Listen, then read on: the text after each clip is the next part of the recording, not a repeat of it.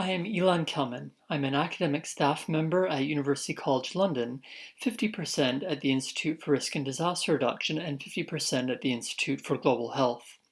The idea is to bring together disasters and health. And when we look at a worldwide disaster affecting almost everyone, it does turn out that it is a health disaster, a pandemic. So we are thinking now of the 2020 pandemic of COVID-19 from the coronavirus. Interesting that I said from the coronavirus rather than caused by the coronavirus. We know that disaster risk comes from hazard and vulnerability. We know that the virus is absolutely a hazard. But we also know that disasters are not caused by the hazard.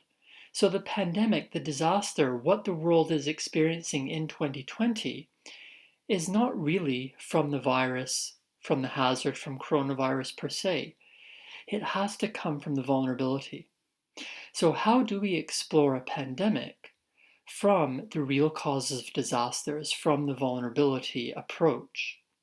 Well, we need to start with the basics. So absolutely, the virus exists. The virus, as far as we know at the moment, came from nature. But we know this happens. Microorganisms have been in nature and have affected humanity since we were a species. We have been through this before. We know that epidemics happen. We know that pandemics happen. We know that the microbes can be nasty and can do a lot of damage to us. So just like an earthquake, the hazard is there. Just like a flood, the hazard is there. So the virus is there, and it's up to us to look at the vulnerabilities and to be able to deal with it. But there may also become some aspects of hazard modification within this. So it's not just about letting the virus run rampant and seeing what happens. We know what that does because the Spanish flu pandemic around the end of the First World War killed, 50 million people, maybe up to 100 million people, and we don't want that to happen.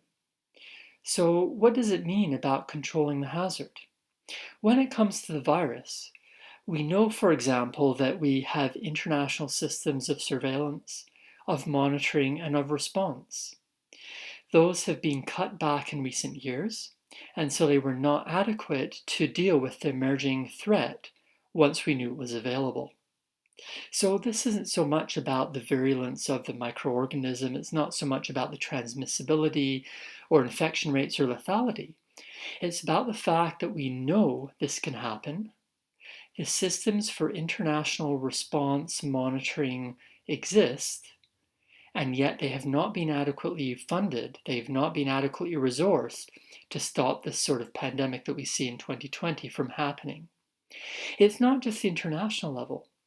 Even at the national level, when the virus first apparently appeared in Wuhan, China, and the doctors were onto it right away, they reported and said, there's this really strange form of pneumonia. It could be an issue. We need to investigate it. And the response of the authorities was to silence the public health people, to intimidate them, to stop the doctors reporting and publicizing what they knew. So this is simply an issue of governance. Microbes emerge. They affect us. The public health practitioners, the health professionals see this and know what's going on, and they try to do something about it and to stop it, and we're completely impeded with respect to those actions. So it didn't even have to become an epidemic, never mind a pandemic. But it was our choices, our decisions, the way we approach health governance, the way we approach disaster governance, which actually caused the pandemic, permitted that pandemic to happen. Even more fundamentally, when we look at countries being affected by it, and the fact that many of the health systems simply cannot cope. So again, we know epidemics and pandemics happen. We know coronaviruses happen. We've had them before, whether it was SARS or MERS. And yet we have not adequately resourced, built up, and staffed our health systems in order to ensure that we can deal with these situations. Some countries don't even have universal health coverage. So of course when people get sick, they're not going to isolate. Of course when people get sick, they might die when it's preventable because of our choices on how we deal with health. So the hazard is there. The virus is there. And we set up the conditions even to create that virus. So again, it's sort of thinking about, well, we can work with the international system, we can work with the national system, we can talk about health systems. But why did the virus emerge initially? And at the moment, the best information that we have, it was us encroaching into ecosystems, it was us dealing with animals in very unhygienic ways, and we know that ecosystem destruction, we know that interacting with animals unhygienically absolutely causes microbes to jump species. That's where SARS came from. That's where Ebola came from. That's where HIV, the human immunodeficiency virus, came from. So again, we have the knowledge. The possibilities, the threats, the challenges with respect to microorganisms jumping species and investigating us, they were all known. We have the experience. We simply chose, we made the decisions not to act in order to prevent the hazard from becoming a disaster. And once that decision was made, once it was clear that the hazard was becoming a disaster, first an epidemic, then a pandemic, it really exposed all the vulnerabilities. It really showed the true causes of a disaster through our choices in terms of ensuring that all those vulnerabilities were still existing and were perpetuated. Again, this sort of goes back to some of the hazard aspects, showing that hazard and vulnerability are not independent. They do have interactions, they do push different characteristics of each other forward, and it can be very challenging conceptually to sometimes completely differentiate hazard and vulnerability. So I spoke about universal health coverage, and I said that our health systems are simply not adequate to deal with hazards. But that statement in itself is actually one fundamental vulnerability. So again, the hazard and the vulnerability overlap, and it's often sometimes challenging to actually say, well, we're drawing the line here, this is a separation. In fact, sometimes it's definitional, and it does lead to very important discussions, so feel free to raise these issues about why we even necessarily separate hazard and vulnerability, how we do so, and whether it is possible in all circumstances. But without the health systems, those who are marginalized already, those who don't have the resources to even get to a hospital or get to a doctor, never mind pay for that hospital treatment or pay for that doctor's advice, those are the people who tend to be worst hit by these health-related disasters. And that's simply the long-term chronic vulnerability which people experience.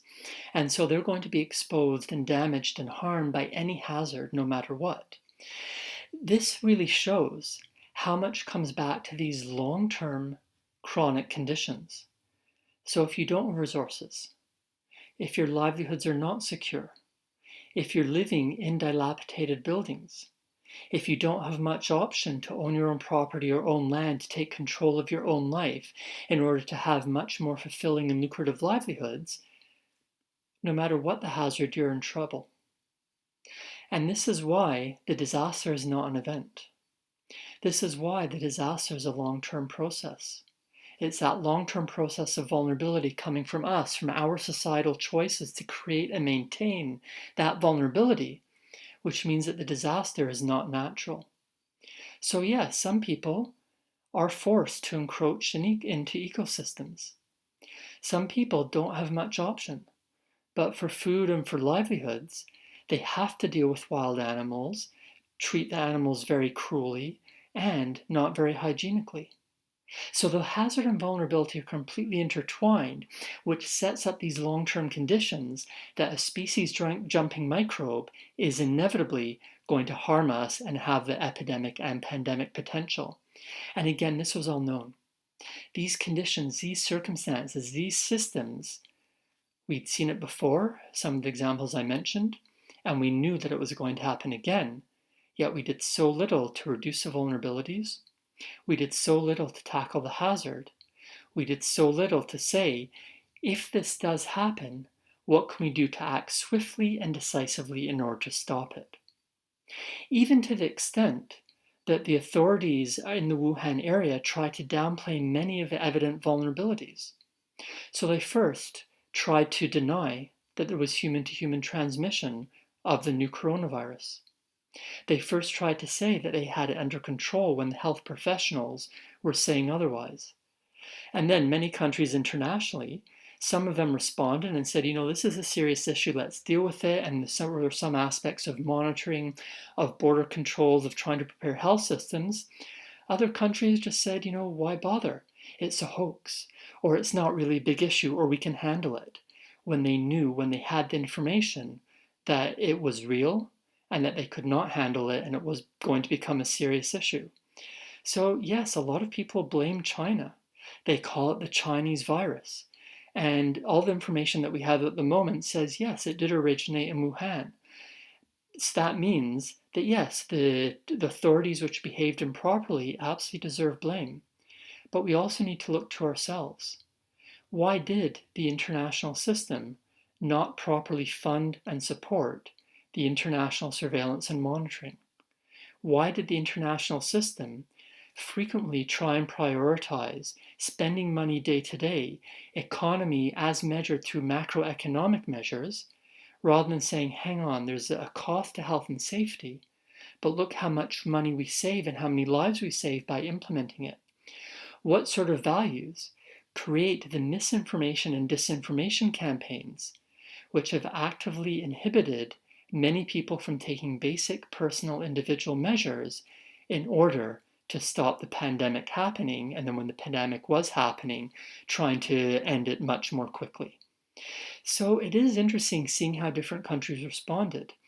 That places like Taiwan, Singapore, South Korea had learned from previous outbreaks and managed very quickly to get the virus in their country under control. There were certainly other increases, there were certainly other small outbreaks, but because of their experience and because of their dedication, they managed to do it. Whereas there are other countries, other leaders made the decision that they were going to first try and avoid lockdown, and then they weren't going to go into lockdown until really it was too late to stop tens of thousands of deaths and a really horrible amount of inconvenience. Because lockdown in itself, the response to the virus, the response to the pandemic, in itself is not neutral. It too causes many problems. And we have to recognize it irrespective of the probably hundreds of thousands of lives, if not more, which lockdown around the world has saved. It has also led to many deaths and many challenges.